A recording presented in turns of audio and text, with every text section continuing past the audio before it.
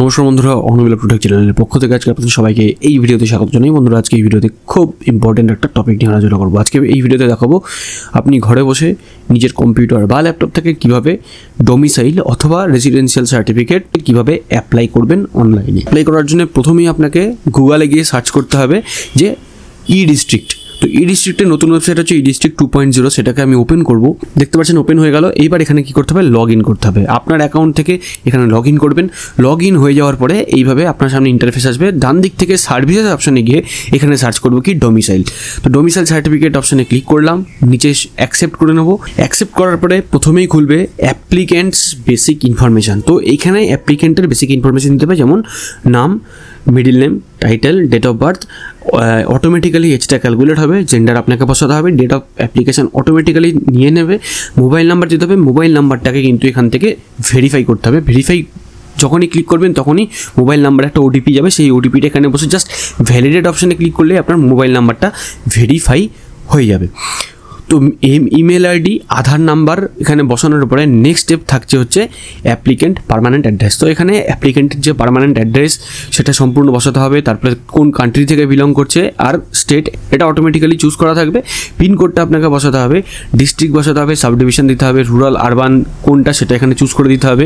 Municipality নাকি block সেটা এখান থেকে চুজ করতে হবে। কোন মিউনিসিপ্যালিটি কোন ওয়ার্ডের আন্ডারে থাকে, পোস্ট অফিস কী আছে, পুলিশ স্টেশন কী আছে, এইগুলোকে এখান থেকে সমস্ত কিছু বসানোর পরে এখানে সেভ অ্যান্ড নেক্সট করলে পরে আপনাকে নিয়ে যাবেন নেক্সট অপশানে।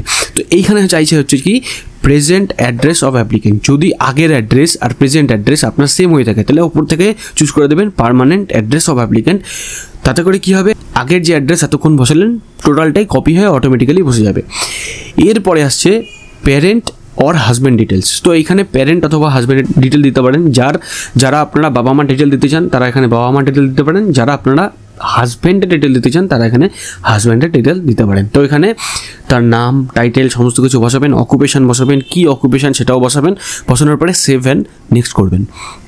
নেক্সট করলে পরেই আপনাকে কী করতে হবে, এডুকেশান ডিটেলস এখানে পুট করতে হবে। তো এডুকেশন ডিটেলস কার্ড যে অ্যাপ্লিক্যান্ট তার এডুকেশন ডিটেলস, ঠিক আছে। তো এখানে পুট করার পরে ওকে অপশানে ক্লিক করবেন, সেট হয়ে যাবে। তারপরে কি আসবে, তারপরে হচ্ছে আদার ডিটেলস বলে একটা কলাম কিন্তু এখানে ওপেন হবে।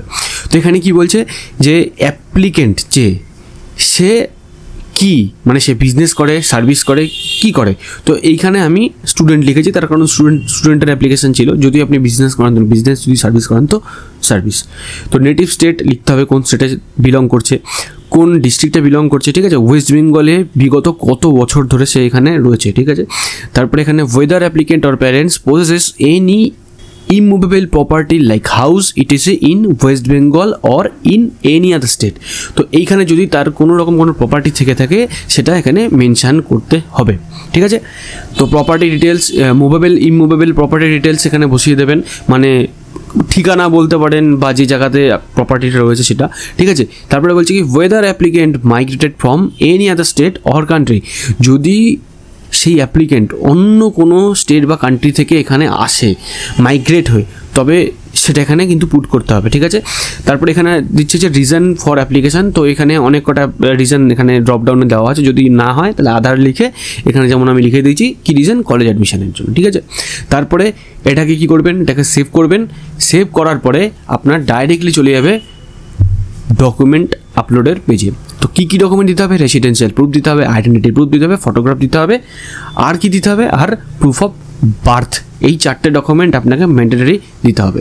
তো রেসিডেন্সিয়াল প্রুফ হিসেবে আপনি আধার কার্ড দিতে পারেন, আইডেন্টিটি প্রুফ হিসেবে আপনি আধার কার্ড দিতে পারেন, ফটোগ্রাফ তো একটা পাসপোর্ট সাইজ কালার ফটোগ্রাফ দিতে হবে recent, plus proof of birth হিসাবে আপনি বার্থ সার্টিফিকেট এখানে দিতে পারেন। ইভেন যদি আপনার এডুকেশন সার্টিফিকেট মানে যেটা হচ্ছে মাধ্যমিকের অ্যাডমিট কার্ড যদি থাকে তাহলে কিন্তু সেটা এখানে ইউজ করতে পারেন, ঠিক আছে।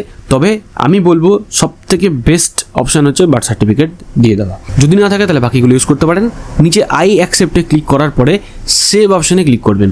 ক্লিক করার পরে সাথে সাথে আপনার সামনে কিন্তু টোটাল এতক্ষণ যে ফিল আপ করছিলেন তো সেইটা কিন্তু আপনার সামনে শো করবে।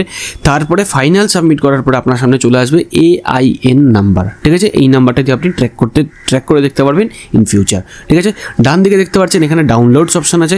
এই ডাউনলোডস অপশানে ক্লিক করলে পরে আপনি অ্যাকনলেজমেন্ট ফর্মটা ডাউনলোড করতে পারবেন। এইটা হচ্ছে সেই অ্যাকনলেজমেন্ট ফর্ম, ঠিক আছে। তো ইনস্ট্যান্ট কিন্তু ডোমিসাইল সার্টিফিকেট অ্যাপ্রুভ হয়ে জেনারেট হয়ে যায় না, এটা কিন্তু আপনাকে হোল্ড করতে হবে, বেশ কিছুদিন সময় লাগে, মোটামুটি 1 সপ্তাহ বা 4-5 দিন সময় মতো লাগে এই যে ডোমিসাইল সার্টিফিকেট সেটা তৈরি হতে, ঠিক আছে। তো জেনারেট হওয়ার পরে আপনারা ই ডিস্ট্রিক্ট সাইটে এসে যেখান থেকে অ্যাপ্লাই করেছিলেন সেখান থেকে কিন্তু ডোমিসাইল সার্টিফিকেট ডাউনলোড করে ইউজ করতে পারবেন।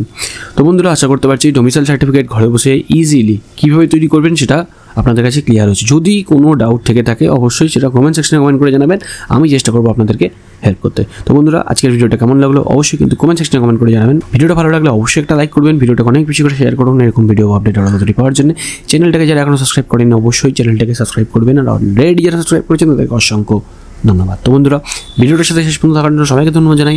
ভালো থাকবেন, সুস্থ থাকবেন।